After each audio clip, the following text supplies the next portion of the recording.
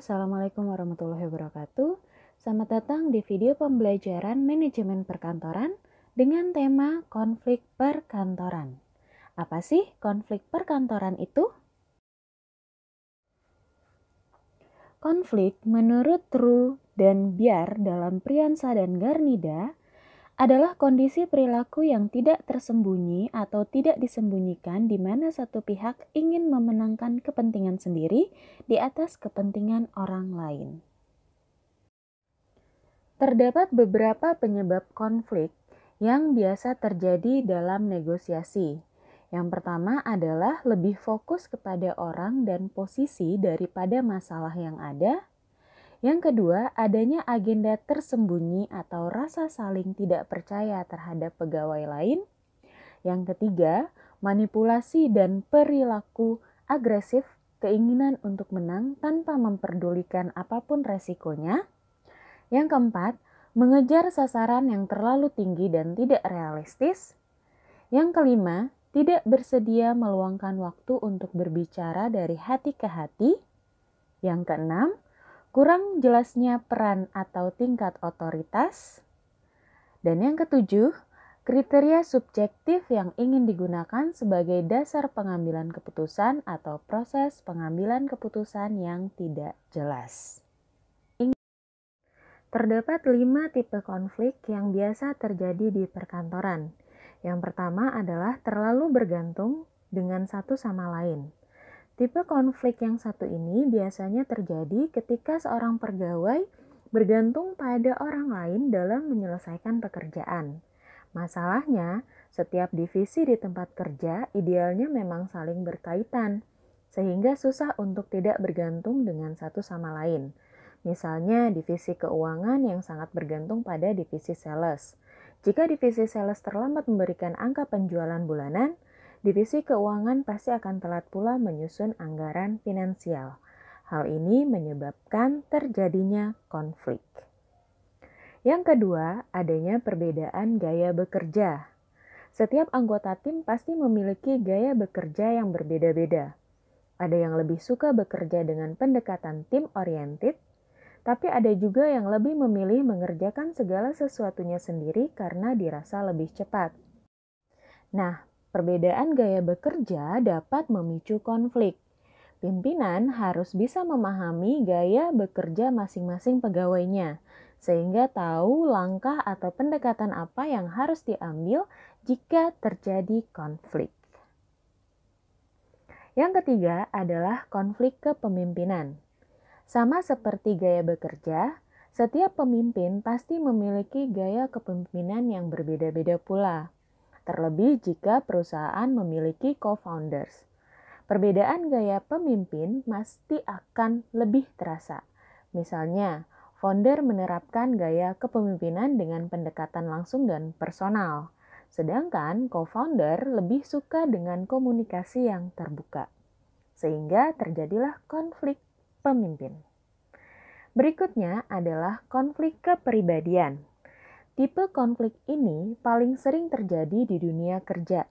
Umumnya, konflik yang terkait kepribadian bisa terjadi karena munculnya persepsi terhadap karakter, tindakan, atau motif seseorang. Dan yang terakhir adalah perbedaan latar belakang personal. Dalam ilmu komunikasi, ada yang disebut dengan frame of reference dan field of experience. Apabila frame of reference mengacu pada pengetahuan yang dimiliki oleh seseorang, maka field of experience adalah pengalaman yang pernah dilaluinya. Kedua hal ini membentuk latar belakang kehidupan seseorang yang tentunya berbeda-beda pada setiap orang. Perbedaan inilah yang kerap menimbulkan konflik karena setiap pekerja tidak memahami betul latar belakang personal pekerja lain. Karenanya, luangkan waktu untuk sering berkumpul dengan pegawai. Latar belakang. Berikut adalah tabel hubungan antara tingkat konflik dan efektivitas organisasi. Tidak semua konflik berakibat buruk terhadap organisasi. Ada juga konflik yang berakibat baik dan efektivitasnya menjadi tinggi untuk sebuah organisasi. Dari tabel dapat kita lihat, untuk situasi A, dengan tingkat konflik rendah dan situasi C dengan tingkat konflik tinggi sama-sama menunjukkan bahwa konflik menimbulkan sikap apatis, tidak responsif, dan juga perpecahan. Dengan sikap seperti itu, pegawai kurang dapat bekerja sama, kurang koordinatif, sehingga menurunkan tingkat efektivitas organisasi. Sebaliknya, untuk situasi B dengan tingkat konflik optimal atau mampu di atas secara proporsional, di antara pegawai terdapat saling percaya dan saling menghargai, sehingga mereka dapat saling bekerja sama dengan baik. Kerjasama yang baik dapat meningkatkan motivasi kerja dan kreativitas, penyesuaian diri dan sinergi dalam kelompok, serta kontribusi yang tinggi terhadap pencapaian tujuan. Secara otomatis, efektivitas organisasi menjadi tinggi. Berikutnya adalah teknik mengatasi konflik yang sering terjadi di perusahaan. Konflik perlu diturunkan hingga ke tingkat konflik yang bisa diterima. Solusi pemecahannya dapat dilakukan dengan menggunakan teknik resolusi maupun teknik simulasi. Teknik-tekniknya adalah sebagai berikut. Yang pertama, menentukan dan mewujudkan tujuan superordinat atau tujuan bersama. Teknik ini dilakukan oleh superordinat dari 2 atau lebih unit yang bersepakat bersama untuk mencapai suatu tujuan. Kesepakatan tersebut sekaligus pengakuan bahwa mereka membutuhkan bantuan dan dukungan unit lain untuk bekerja sama. Dengan demikian, konflik bisa teratasi dengan sendirinya. Yang kedua adalah mengurangi saling ketergantungan antar unit. Sebagai sebuah sistem, organisasi terdiri dari pekerjaan-pekerjaan yang harus dilakukan dan saling tergantung oleh beberapa unit. Misalnya, unit produksi akan bergantung pada hasil analisis dari unit litbang. Unit litbang tergantung kepada unit SDM dan keuangan, dan seterusnya. Keterlambatan dari satu unit akan mengacaukan seluruh sistem dan konflik pun akan mencuat. Cara mencegahnya adalah dengan menempatkan seorang koordinator di antara unit-unit yang syarat oleh ketergantungan tersebut. Yang ketiga adalah memperkuat sumber daya. Teknik mengatasi konflik ini adalah dengan memuaskan pihak-pihak yang saling bertentangan, yaitu dengan memberikan kenaikan gaji. Teknik ini sangat tergantung pada sumber daya yang dimiliki oleh organisasi. Yang keempat, memecahkan masalah bersama. Teknik ini adalah cara yang paling sehat dalam memecahkan konflik. Pihak-pihak yang bertikai berkumpul bersama untuk mencari tahu penyebab dan berkomitmen mencari pemecahannya. Untuk menjamin keberhasilan teknik ini, penyelia perlu menganalisis cara pandang, pemikiran, dan harapan-harapan pihak yang bertikai. Yang kelima adalah sistem naik banding. Sistem yang dimaksud adalah dengan menciptakan saluran formal khusus untuk menangani konflik, semacam orang ketiga, serikat kerja, atau ombudsman. Ombudsman sendiri adalah seseorang yang diangkat organisasi untuk menangani perselisihan. Cara yang digunakan umumnya adalah pemecahan bersama dengan jalan negosiasi. Yang keenam adalah wewenang formal. Bagi penyelia yang sedang menghadapi konflik, mereka dapat menggunakan wewenang formal secara penuh. Teknik ini digunakan terutama oleh atasan langsung dari pihak-pihak yang bertikai. Yang ketujuh, meningkatkan interaksi. Teknik ini dilakukan dengan cara membaurkan pihak-pihak yang bertentangan ke dalam satu unit. Semakin sering mereka berinteraksi, semakin intens pemahaman di antara mereka.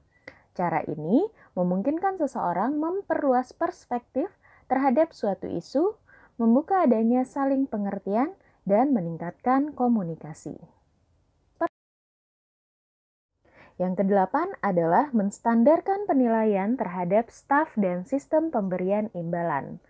Teknik mengatasi konflik dengan cara ini adalah dengan membuat ukuran-ukuran tertentu atas kinerja pekerja dan berdasarkan standar yang dibuat. Pekerja berprestasi diberi penghargaan yang layak.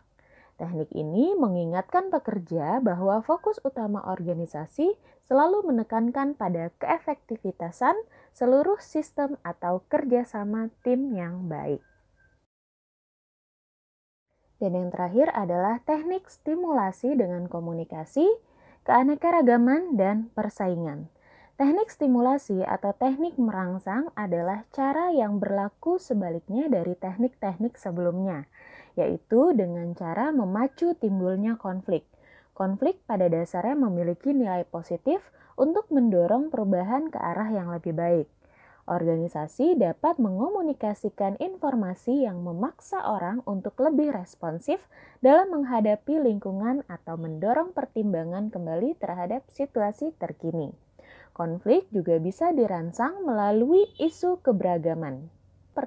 Misalnya, dengan melibatkan orang luar yang memiliki latar belakang, pendidikan, dan nilai-nilai yang berbeda dengan yang dipegang saat itu. Konflik bisa juga dimunculkan dengan persaingan, seperti pemberian hadiah bagi karyawan terbaik. Demikianlah video pembelajaran mata kuliah manajemen perkantoran dengan tema konflik perkantoran. Sampai jumpa di video pembelajaran berikutnya. Assalamualaikum warahmatullahi wabarakatuh.